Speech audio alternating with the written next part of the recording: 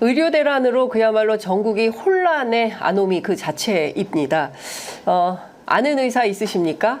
예, 그러면 하이패스가 있답니다. 저는 하이패스는 없습니다. 우리 애청자분들 가운데 혹시 하이패스 있으신 분 있으시면 저에게도 좀 빌려주시면 좋겠습니다. 라는 생각이 듭니다. 자, 인요한 의원의 문자 메시지를 통해서 소위 권력층 은 의료 혜택을 어떻게 누리는가 저희들이 일단을 보게 되었다. 이런 비판과 평가가 나오고 있는데요. 사실 그래도 서울은, 그래도 수도권은 그나마 낫다. 그런데 지역은 더 어렵다. 이런 걱정이 한탄이 나오고 있어서 오늘 저희가 이분 모시고 실제로 지역의 의료대란 상황은 어떤지, 그리고 최근에 윤석열 대통령에 대한 지지율이 TK 대구 경북 지역 그리고 보수층에서도 흔들리고 있기 때문에 그 점도 저희가 여쭤보려고 합니다. 더불어민주당 경북 의성 청송 영덕 울진군 지역위원장이신 임미애 의원님 모셨습니다. 국회 농해수위 위원이십니다. 어서 오십시오. 네, 안녕하세요. 네. 임미애입니다. 네, 정말 오랜만에 선거 때 뵙고 그렇죠. 예, 예결위장에서 질문하시고 이런 것만 보고 네. 예, 일약 스타덤에 오르셨다라는 보도를 제가 많이 접했습니다. 많이 바쁘시죠? 네, 바쁘기도 한데 너무 늦게 불러주셔가지고. 자주 부르겠습니다. 자주 네. 모시겠습니다. 예, 네. 마이크를 좀 당겨서 하시면 좋을 것 같고요. 제가 사실은 주말에 임미애 의원님께 취재를 좀 부탁을 드렸습니다. 네. 숙제 잘 해왔습니다. 숙제, 예, 제가 이렇게 참 그렇습니다. 제가 국회의원들한테도 취재를 부탁하는 그런 기자인데요. 도대체 경북 지역의 응급실 상황이 어떤지 여쭤보려고 했습니다. 의원님 취재해 오셨습니까? 네, 숙제 잘했습니다. 저 이틀 동안 숙제. 이틀 동안 열심히 사람들하고 연락도 하고, 네. 저희 이제 뭐 의료 관계자분들도 만나고 지역 주민들 그리고 언론계 분들하고도 이야기를 했는데 청취자 여러분들이 알고 넘어가셔야 되는 게 대구가 한때는 메디시티라고 하는 브랜드를 이렇게 전면에 내걸고서 대구 시정을 펼쳤어요. 그리고 네. 의료 관광. 그리고 인구 230만밖에 안 되는 도시에 네. 5개의 상급 종합병원이 있어요. 그러니까 굉장히 큰 거죠. 경북대, 영남대, 계명대, 그다음에 대구 카톨릭 의대, 네. 그리고 그 경북 칠곡 캠퍼스. 네, 칠곡 경북대병원 이렇게 해서 5개가 있어요. 오, 이게 엄청 많네요. 그렇죠. 대구에. 그래서 메디시티 그래서 의료 관광을 집중적으로 투자를 했던 도시다 보니까 특화된 전문 병원이 굉장히 많습니다. 약 한 3,800여 개 정도.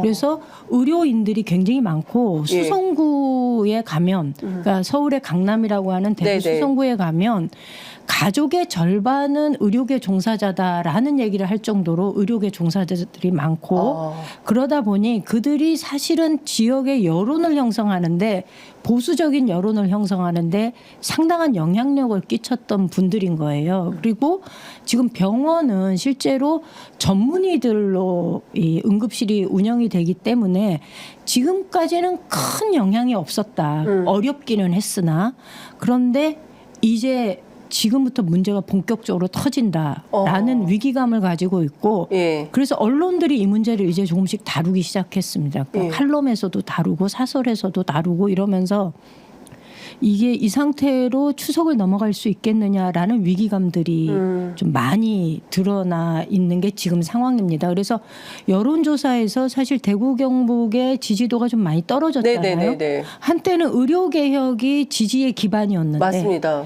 지금은 이 의료체계 붕괴라는 게 이 지지율 이반의 원인이 되는 맞습니다. 거예요. 예. 이게 대구 사람들이 가지고 있는 위기감의 표현이다라고 보시면 좋을 것 같아요. 그렇군요. 그러니까 지난주 갤럽 조사를 봤더니 그 17%가 부정평가 1위로 의료대란을 꼽았습니다. 그러니까 그동안은 없던 일인데 그동안 뭐 경제, 민생 뭐 이런 것들이 부정평가의 상위 제1순위였는데 이게 바뀌었어요. 경제가 내려가고 의료대란이 위로 올라오는 뭐 이런 상황이기 때문에 그러니까 그게 사실은 대구 지역에서도 고스란히 반영이 좀 되고 있다. 그렇죠. 이제 그 응급실을 뭐 이제 경북대 병원의 경우도 뭐 예를 들면 그 경북대병원은 6명의 전문의가, 네. 동산병원은 10명, 영대병원은 응급실 병상을 30% 축소해서 6명의 응급의학과 교수들이 예. 감당을 했던 거예요. 그런데 실제로 경북 입장에서 보면 대구의 의료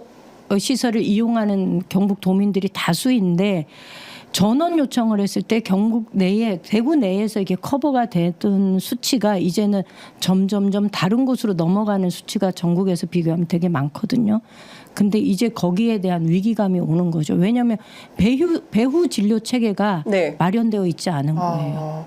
그러니까 진짜 그게 제일 큰 문제인데 그 의원님께서는 또 이런 문제를 좀 지적을 해주셨어요. 복지부로부터 제출받은 자료 보면 2024년 5월 1일 기준으로 1,209명 중 12.8%에 해당하는 155명의 공중보건의가 전체 전국에 의료공백 메꾸기 위해서 투입이 됐는데 이 중 경북 지역 공보의가 제일 많이 투입이 됐다. 네네. 전국에서 제일 많이 차출이 됐다. 이건 왜 그런 겁니까? 그 공보의가 많아서 그런 건가요? 아니면은 글쎄요. 어떤 특징이 있다고 봐야 됩니까? 왜 경북이? 이게 경북이 이렇게 많은 이유 중에 하나는 아무래도 뭐 좀 편한가? 뭐 좀 쉬웠나? 뭐 이런 네. 생각도 좀 들기는 하는데요. 예. 근데 이게 문제는 뭐 많은 분들 알고 계시겠지만 군의관이나 공보위의 경우 지금 이분들을 차출해서 네. 이 응급실에 투입을 한다는 거잖아요. 근데 이분들은 응급 인력이 아니에요. 공보위의 경우 우리 지역에만도 의성군에만 해도 네. 치과 의사, 한의사 포함해서 17명 정도가 있는데요. 아니다, 20몇 명 있나? 그런데 네네네. 그 중에서 한 4명씩 이렇게 의과 전문의들을 빼가게 되면 그 공보위를 빼가게 되면 면 지역에서는 뭐 이렇게 순환 근무처럼 네네. 격일제로 진료를 봐야 돼요. 근데 이분들이 하는 역할은 대체로 뭐냐면 응급 진료가 아니고 만성 질환자들, 예. 어르신들이 만성 질환자들이 많잖아요. 네네네. 그다음에 급하게 감기나 뭐 이런 걸로 오시는 분, 이런 경우에 대처를 하셨던 분들이기 때문에 이들을 빼간다고 해가지고 그들이 응급실에 제대로 자기 역할을 할 수 있느냐? 아니거든요. 군의관하고 비슷한 거군요, 지금. 그렇죠. 그래서 예. 걱정인 거예요. 예. 이쪽은 공백을 만들어 놓고. 그렇죠. 만들어 놓고 이들을 빼가지고 가서 그러면 응급실에서 이들이 역할을 제대로 못하는 거고. 예. 그러니까 뭐냐, 이게. 이 정책이 이런 식으로 땜질식으로 처방하는 것이 맞냐. 네. 그럴 바에는 차라리 예. 시골이라도 제대로 이 시스템이 돌아가도록 그냥 둬라. 그래야 하나라도 구멍이 안 생긴다. 이 생각이 드는 거죠. 그러네요. 의원님 말씀이 딱 적확하게 맞아 떨어지는 것 같습니다. 되던 거라도 제대로 돌아가게 놔두고 네. 빈 데는 어떻게 채울지를 똑바로 고민을 해라. 그게 되는 거지. 이게 지금 양쪽이 지금 다 빵꾸나게 생겼다 이런 말씀이시잖아요. 예, 농촌 지역의 공보위는요. 예. 일반 도시의 공보위하고 좀 달라요. 어떻습니까? 굉장히 지역 주민들하고 친밀도가 높아요. 그리고 이 공보위들이 보통 제대를 하고 나면 네. 그 지역에 개업을 하는 경우가 되게 많아요. 그러니까 가족의 개념도 좀 있는 거죠. 가까워요. 예. 그래서 환자에 대해서 굉장히 잘 알아요.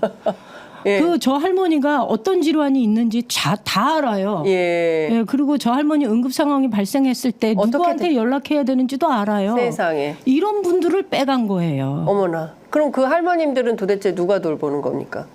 그러게 말입니다. 큰일 윤석열 났네, 진짜. 정부가 돌보려고 하는 건지. 인유한 의원한테 전화해야 되나? 그래서 저는 그게 제일 안타까워요. 그렇군요.